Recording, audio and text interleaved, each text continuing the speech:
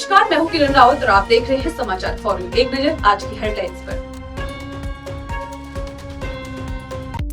बाबा केदारनाथ के कपाट हुए बंद, हर हर महादेव और जय बाबा केदार की जय घोष से गूंज उठी केदार घाटी। यमुनोत्री धाम के कपाट शीतकाल के लिए बंद, शीतकालीन प्रवास खरसाली में होंगे मां के दर्शन। स्थापना दिवस को लेकर सरकार की तैयारियां तेज, विभिन्न कार्यक्रमों का होगा आयोजन। देहरादून पुलिस ने दून हॉस्पिटल फायरिंग केस का किया खुलासा, 3 आरोपी गिरफ्तार। अब खबरें विस्तार से। केदारनाथ मंदिर के कपाट आज सुबह 8:30 शीतकाल के लिए बंद हुए। मुख्यमंत्री धामी ने बताया कि इस वर्ष रिकॉर्ड श्रद्धालु पहुंचे और 2026 यात्रा की तैयारी के निर्देश दिए। बाबा की कृपा से यात्रा बिना किसी विघ्न के निर्विघ्न रूप से आज कपाट बंद हो गए हैं और अब हमारे ऊखीमठ में जहां बाबा का शीतकालीन प्रवास होता है, शीतकालीन गद्दी का प्रवास स्थल है, वहां पर पूजा और समस्त विधि विधान वहां पर आगे चलेंगे। और इस वर्ष बहुत रिकॉर्ड तीर्थयात्रियों ने, श्रद्धालुओं ने बाबा के दर्शन किए हैं। यमुनोत्री के कपाट आज भैया दूज के पावन पर्व पर विधि विधान व वैदिक मंत्रोच्चार के साथ शीतकाल के लिए बंद कर दिए गए हैं। अब शीतकाल में 6 माह तक मां यमुना की भोग मूर्ति के दर्शन शीतकालीन प्रवास खरसाली में होंगे। आज भैया दूज के पावन पर्व पे अभी 12:30 पर मां यमुना के कपाट सभी श्रद्धालुओं के लिए बंद कर दिए गए हैं और अब आज के बाद जो है मां यमुना के दर्शन उसी पर खरसाली में होंगे। उत्तराखंड अपने गठन के 25 वर्ष पूरे करने जा रहा है। स्थापना दिवस को लेकर सरकार की तैयारियां तेज है। स्थापना दिवस पर सरकार और भाजपा द्वारा विभिन्न कार्यक्रम आयोजित किए जाएंगे। देखिए, हमारा सौभाग्य है कि उत्तराखंड को 25 वर्ष अब पूर्ण हो जाते हैं और इस 25 वर्षों में उत्तराखंड में अनेक ऐतिहासिक यात्राएं शुरू हुई है और अनेक विकास कार्य इस उत्तराखंड में 25 वर्षों में हुए हैं।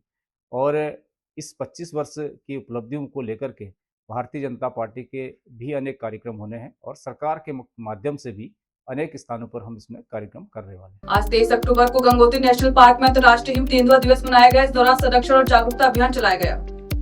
जैसा कि सर ने बताया आपको कि आज हम जो है इंटरनेशनल स्नो लेपर्ड डे मना रहे हैं, तो इस उपलक्ष्य में जो है उत्तरकाशी डिवीजन और गंगोत्री नेशनल पार्क इसको संयुक्त रूप से जो है आयोजित कर रहा है। तो जैसा कि इसमें बताया गया है कि 23 आज 23 अक्टूबर को हम इस स्नो लेपर्ड डे को सेलिब्रेट कर रहे हैं और इसमें हमने 23 मिनट्स कम से कम हमने इसको एक फिजिकल एक्टिविटी को देना है। इसका मेन थीम तो ये है। देहरादून पुलिस ने दून हॉस्पिटल के सामने युवक पर फायरिंग करने वाले आरोपी को गिरफ्तार कर लिया है। पुलिस मुठभेड़ में 2 बदमाशों के पैरों में गोली लगी, जबकि तीसरे को कॉम्बिंग के दौरान डोईवाला क्षेत्र से पकड़ा गया।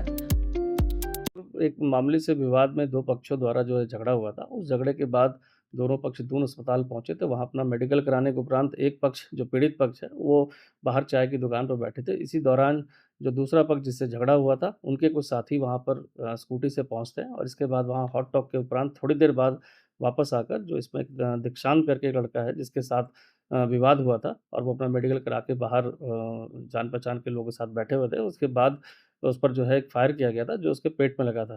तत्कालीन उसे आकस्मिक परिस्थितियों में जो है अस्पताल में एडमिट कराया गया और बाकी ऑपरेशन उपरांत वो खतरे से बाहर है। इस घटनाक्रम में मुकदमा जो है जानलेवा हमले और अन्य धाराओं में मुकदमा दर्ज था। लगातार टीम जो इस हमलावर की तलाश कर रही थी, जो 2 लोग अज्ञात पहुंचे थे। साथ ही साथ पूरी इन्वेस्टिगेशन में यह भी पता चला कि जो 2 पक्षों में एक पक्ष था जिसमें रोहन, विशाल और धामा थे, जो एक पक्ष था। इनके कहने पर ही 2 युवक जो है आए थे और जो जिनके द्वारा इस तरह का जानलेवा हमला किया गया था। इसमें विवेचना के दौरान रोहन और विशाल की गिरफ्तारी हो चुकी है। साथ ही साथ 2 अज्ञात जो हमलावर थे, इनकी जब पहचान होने के बाद विभिन्न टीमें इनकी सुरागरस्सी में लगी थी इनकी गिरफ्तारी में। और कल देर रात्रि सूचना के आधार पर कि संदिग्ध वाहन में इस तरह से लाल तप्पड़ और डोईवाला क्षेत्र जो हमारा देहात का क्षेत्र पड़ता है, उस एरिया से जाने की संभावना बताई गई थी, जिसके आधार पर विवेचक और अन्य टीमें हमारी चेकिंग में देर रात्रि तक लगी थी और सूचना के आधार पर जब इनको रोका गया तो ये रुकने के बजाय यहाँ पर एक कच्चा रास्ता है काली मंदिर के पास, वहाँ पर स्कूटी के साथ भाग गए और स्कूटी गिरने के उपरांत इनके द्वारा पुलिस पार्टी पर फायर किया गया था।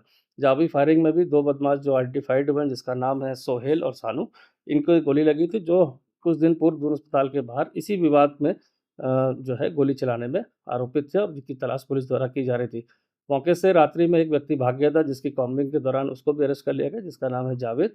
तो अभी तक इस पूरे प्रकरण में 5 लोग की गिरफ्तारी हो गई है। एक व्यक्ति अभी शेष है जिसकी तलाश के लिए हमारी टीमें लगातार निरंतर प्रयास कर रहे हैं। इस बुलेटिन में फिलहाल इतना ही। उत्तराखंड की तमाम बड़ी खबरों से जुड़े रहने के लिए देखते रहिए समाचार फर्स्ट। नमस्कार।